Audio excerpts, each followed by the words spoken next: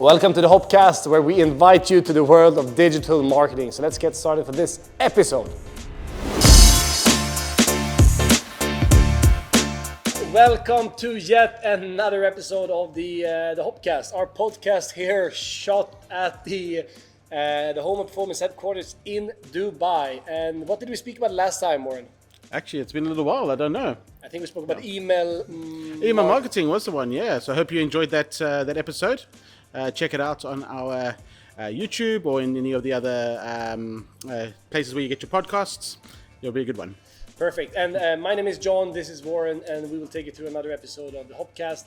And we are a bit tired today, Warren. We went out with a client yesterday. Yes, and it was amazing, but today's a long day. And today is our Christmas party as well. So after we're wrapping this podcast over, we're going to take the team out for some food. Yes, sounds fun. Yeah. And gifts.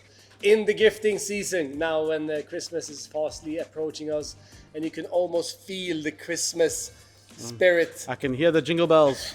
Father Christmas is coming. But enough about that. So today we're going to talk about a very interesting topic.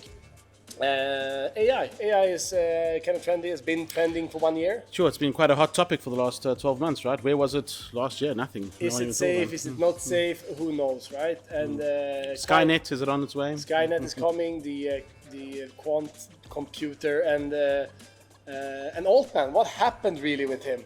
Which one? Altman, the ChatGPT. He's back again. The board is out now, so we'll see what happens. But it's I think it's an interesting time for their competitors to take advantage of the change, right? Because they were leading the charge, so it was a bit of a shock and horror to the AI industry.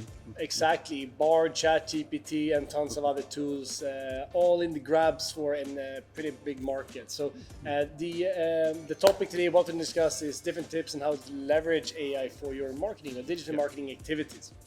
So we had a few kind of discussions points we're going to touch base on. Obviously, we have during the last 12 months done everything we can to kind of keep up, I feel, in terms of how we can use these different tools. And for kind of like before we start, has it had a big impact in your kind of day-to-day work since the inception of AI? Sure. So from not hearing at all about AI in January, really, and now it's an integral part of my day-to-day workflow. It's highly valuable tool that I use most of the day. Yeah. And hopefully, all you listeners, I think most of you already work with some kind of AI tool. Maybe you're not. Hopefully today, maybe we can inspire you to start using some of them in the right way and with care and with the right instructions, basically. So the first question we're going to cover or discuss, me and Warren, is kind of like how AI can be used in digital marketing to serve the purpose of driving our objectives, basically. Yeah, so I think it can be used in almost any part of the business, but in marketing specifically, there's many use cases really. So there is generating copy. So there's almost like programmatic SEO, where you can generate lots of blog articles with SEO intent keywords. You can do even just brainstorming on content and then go and write it yourself. So it can really help you just create more creative content. There is AI that can be used for your ad platforms and using certain rules to optimize your ads. There's image generation to where I don't know if it's quite there yet, where it can do where the content that it creates from images is good enough to be really used on social media platforms. I know there's some use cases where it has been done and it's been quite successful, but for mass-produced content, not yet. But it's really great for ideation and social media, like brainstorming with the clients or internally. It's like, oh, how would this look? You can put in and get the images up. I think that's useful for it. And then where I use it a lot is ChatGPT, where it helps me brainstorm ideas, because if you prompt it correctly, you can talk to any specialist in the world, is one way to look at it. So I use it to bounce my ideas off or play devil's advocate, and it helps me more creative, more strategic, because a lot of that research I would have had to have done, but I can get access to information a lot quicker and then ask and test against that research faster, which would have taken me days, can take me hours now. That's great. And we can I think we can use it a lot for planning as well, right? Planning is great. Calendars. media plans, forecasting. There's a lot of things that we can do that we did before, right? Yeah. But this kind of like it makes it much faster, right? So much faster. And then also like in e-commerce, right? So if you uploading products to your website, you can now create copy for your products faster. So that type of planning where you can say, I want these 100 products, write me the right descriptions, write me the right titles, where you used to have to do that manually or get a copywriter and things like that. It helps a lot. Yeah. And I think one thing that's, I mean, most people that work in digital marketing has at some point done keyword research, but I think one of the great things, it kind of like opened this up for anyone, right? Anyone can now do keyword research very easily by just asking, how many people search for flowers Dubai on a monthly basis? Or how many people search for my brand on a monthly basis? Build a table, export the table. So it's made it very easy for anyone to kind of like take on the hat as a digital marketing manager. Yeah, absolutely. And then for agencies, to put on the hats, you can also put on the hats of different clients, marketing managers of different clients, because you can create your own kind of tonality for each client, or give certain context for the prompts, so that when you're changing from client to client to client, it helps you maintain that certain consistency in your messaging that you're trying to create. For example, if you're writing copy or the strategic information, or even now for data analysis, it's really powerful. It's a really great use cases. One thing I started doing, which is not really to do with marketing, but so we're using this. I'm using this Duet from G Suite, right? Where I can have the AI capabilities built in the Google platform, Gmail, Docs, Sheets, and I stopped writing emails. I have Is it doing it for you? Yeah, it's doing it for me, and it's kind of interesting, you know, what that will lead to, right? Maybe it will just start sending out like no one will write an actual email in the future. So everyone will try to, and everything would be very pleasant and very polite. So people will start Nobody will get offended at all about anything. So and it's just the bots trying to talk to each other, right? So we'll try to maybe read between the lines. And will we even read emails in the future because the bots will do it for us? Yeah. So what would the communication between businesses be with this? Because yes, right. They'll be sending emails now, but then will it be really relevant at all if emails are just talking to each other? Because then it would just form a different kind of communication, I think. And also, like when we start looking at with planning, we rely a lot on ChatGPT. I think like when ChatGPT stopped working for a while back, like the community went wild, like how do I do anything now because it's not working? So we rely so heavily on it, which also means we trust it. Yes. And obviously it's a bit of a challenge, right? Because maybe we trust it too much. Yeah, exactly, right. So and that ties us up to kind of like the next point I want to discuss is like we obviously all see the benefits of AI, like time saver. We don't need to do repetitive, redundant tasks.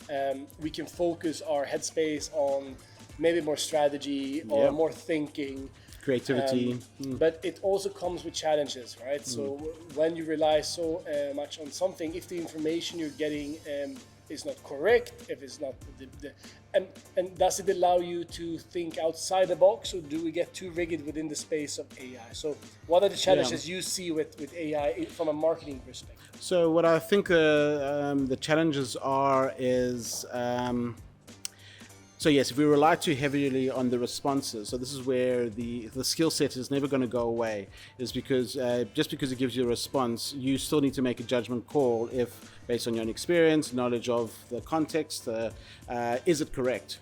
Because the ambiguity in your prompts could be theoretically correct via the AI's response, but it's not contextually correct. And also, we know that what they call them, hallucinations or AI hallucinations, how it reads certain data and gives you, like if you're saying, give me research on this, what is the percentage of X, and that percentage might be incorrect. But so what you should be doing is taking that's the research it's given you, go and validate it. Because if you just purely rely on the output, it's heavily dependent on the input and its understanding of your input. So So that's one danger is there. This you touched on it about the writing the emails, is that there's a danger of being no longer personal. You need to still put your personality behind whatever you're sending out. If it's an email, if it's your own copy that you're writing and things like that, that's never going to change. And what's interesting is you can train the AIs to mimic your personality. So it's still you.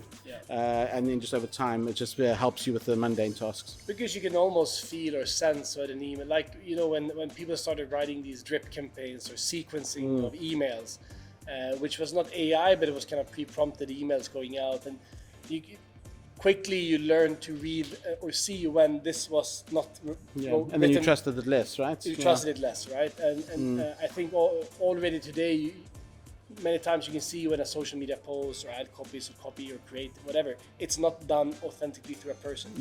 And when you start seeing this, it's kind of like what will be good content, good copy, will be something that is actually incorrect because it's more humanized.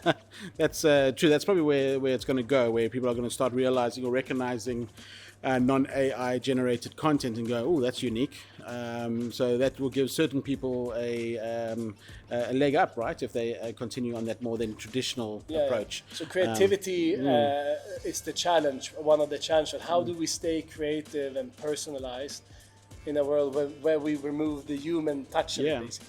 And I guess that's where the winners and losers are going to be with the AI race is although I might use AI and you might use AI, if I still add my human creativity to the output and edit it here and just use it as a background or a canvas rather than take it and copy and paste it and send it out, that's where the winners and losers will be, is the ones who actually just use it as a tool rather than its work. True. So opportunities, challenges, as always with everything. What do you think, if I've never used AI and I want to start as a marketer, what would be, how do I get started? Where do I get started? So luckily for us as the consumers, the AI race is really benefiting us, where there's so many big players trying to compete to own the space up front, which means they're giving a lot of value to us as the consumers. So almost all AI tools are free to use to start. Then there's more better features and all those fun things for the paid plan.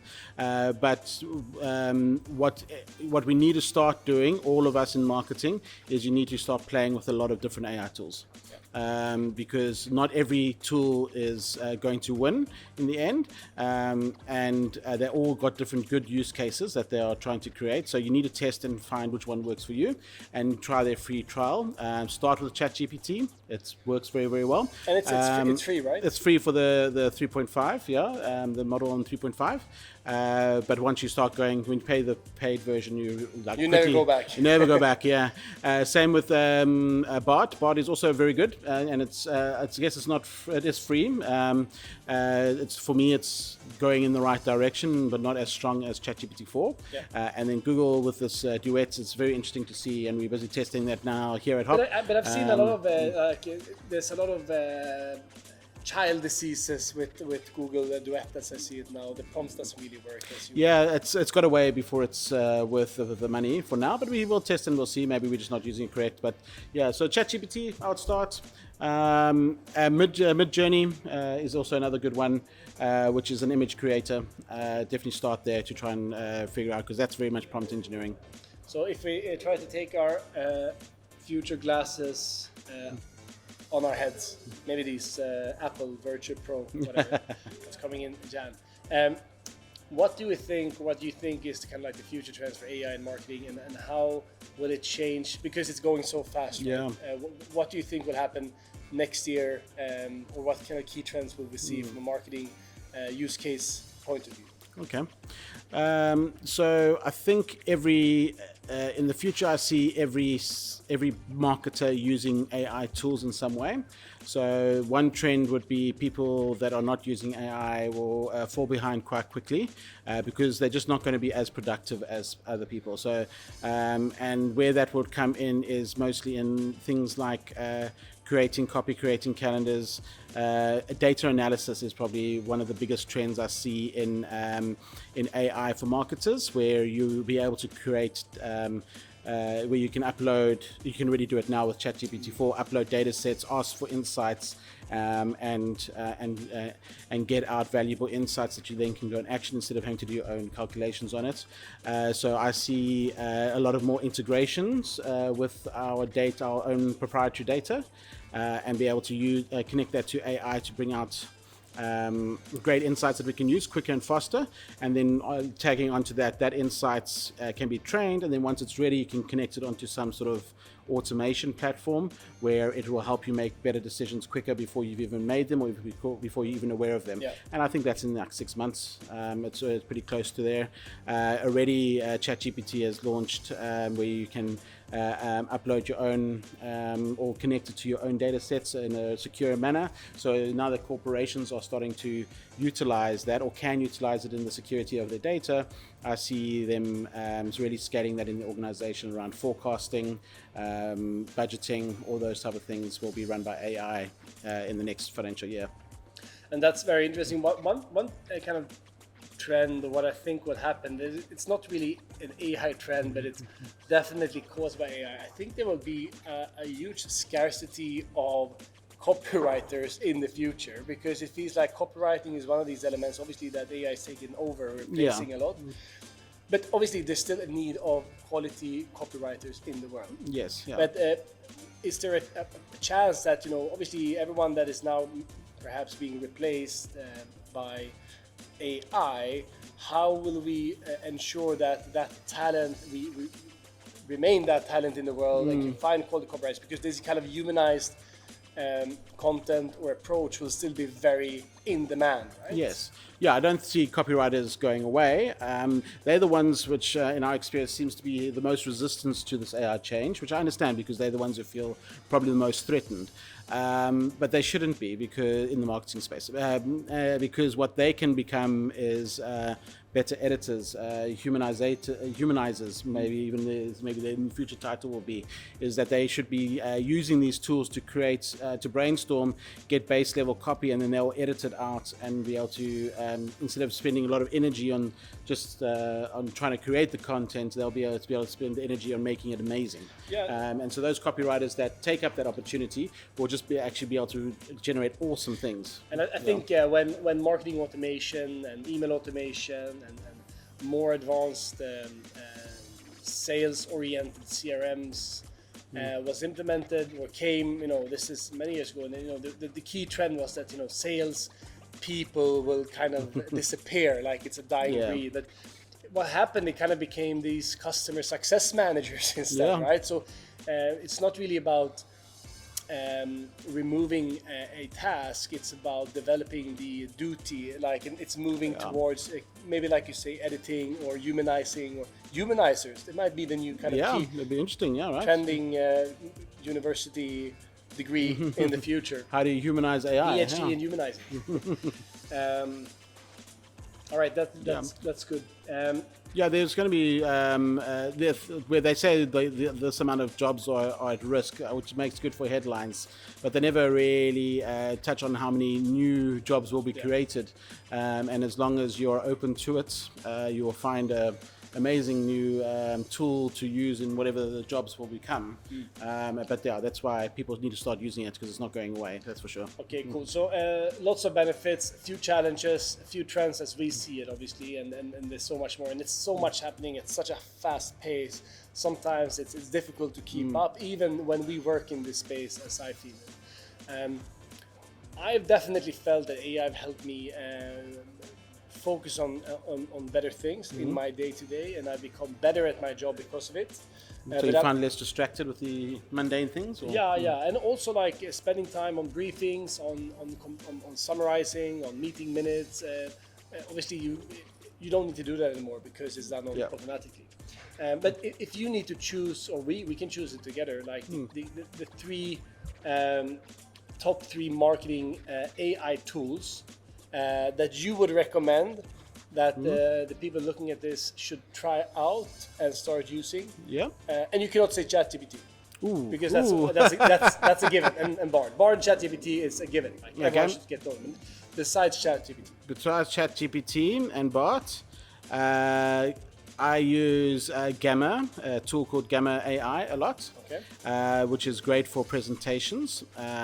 So it helps you structure the presentations, reword, find images, that type of thing. The second one would be Adobe's Generative Fill. So that is a really awesome tool. So Adobe have done a great job to jump on this and have created a very useful tool for designers and non-designers. So even for me, who's a very terrible designer, but I can use Photoshop, I can then do things a lot quicker, which would take me ages to figure out. So that's really good. So Adobe's generative content fill, that type of thing. Can I say one? I was going to give you a 3 yes, and then your turn. Okay, so you want to say one more? One more is Midjourney. Check that out for images. So what does it do? So Midjourney is a image generator. So it creates artwork, but you can give it certain prompts. That one takes a lot of practice, but it really creates awesome, useful AI-generated images. Yeah. Okay, so your 3. And we'll write the links. Sure, somewhere there. Yeah. We're not getting any money back for it. We're not affiliates, right? So yeah. What are your 3? I'm not sure if I have 3. I have 2. Okay. Okay. So one is the email assistant with Gmail is you finding that useful? I haven't used that much. It's amazing. It's really good, and it puts things in context. And you can, I mean, it's like you said, you will need to edit, right? You can't rely on it fully. But specifically if you have a job where you do email a lot, I mean, I know a lot of communication has removed from email, but maybe if you work in a kind of vertical where email is still very the main point of communication, maybe you work in a law firm or something more conservative, and you write a lot of emails. If you're tired on it, sometimes it takes a lot of headspace just to formalize in the right way. So it definitely helps and saves a lot of time. So you need to have the Duet with the Google to do it. You can get a free trial now, so you can test it out. The second one is not really AI; it's more machine learning, and it's what I've been using for many years. It's Vivino, the app. Have you tried it? Yeah, so you take a picture of a wine bottle, and it tells you a lot about the wine, the rating. It's not really AI. I think it's more like kind of like machine learning. Yeah, I wonder. But I think but that's a very useful app. I use it so much. Well, not that much. On weekends, I use it. Those are probably the ones I use the most. And I don't use ChatGPT that much. I use Bard just because I find it useful. I find it useful. It was a short episode today, so we wanted just to cover the kind of like the key tips and tricks for us how to leverage AI in your marketing tactics. We are going to end with a brain bender as always. Love the brain bender. I always come off so well. We have AI wrote our brain bender today, so please bear with me if the questions are weird. But for the brain bender, the first question today is why is AI so good at marketing? Because it can do it for you? That's pretty good. But it's not correct. It's because it can read your mind and prompt it to. Okay. So this is why AI will never take over the world. Yeah, exactly. Stand-up comedy, I think you guys are safe. Okay, we have one more. That's pretty good. This is a bit fun. Like, it's not really fun, but it's pretty fun.